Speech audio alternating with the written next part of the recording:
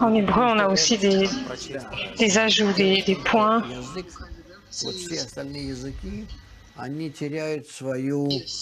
Oui, tous les autres langages ont perdu leur fondement parce qu'elles ne passent plus de toutes les informations des lettres et des mots. En hébreu, c'est différent.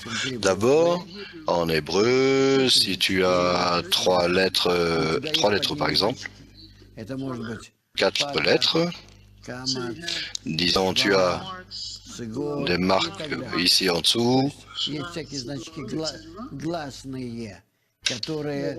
tu as tous ces signes de lettres ouvertes. Tu as également ces trois lignes, ces trois points sont indiqués pour les lettres ouvertes. Et en plus, au-dessus, tu as toutes sortes de marques. Ce sont comme des notes de musique. Ce sont des lettres ouvertes et au-dessus, ce sont des notes. Et il y a des lettres fermées également. Donc, ce qui se passe, c'est que dans cette transition d'information, tu peux faire passer tout. En dehors, on a beaucoup de points à l'intérieur des caractères, des lettres, à côté des lettres, etc.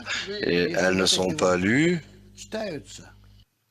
Lorsqu'on lit les lettres au-dessus, au milieu et en dessous, alors on les lit, mais cela exprime également tout. Mais celles en au-dessus, nous les chantons. Également, tu as beaucoup de choses marquantes entre ou à l'intérieur des lettres.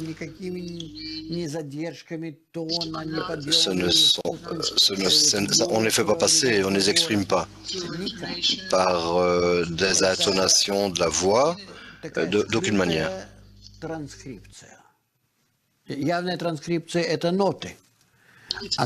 C'est un type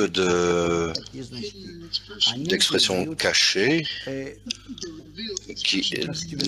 L'expression révélée, c'est la note, et celles-ci sont des expressions dissimulées, et elles peuvent faire passer un second niveau d'information compris dans la lettre, mais on ne les utilise plus aujourd'hui.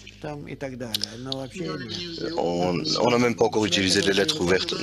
On les apprend à l'école, mais rien au-delà, rien après. Une personne s'habitue à cela.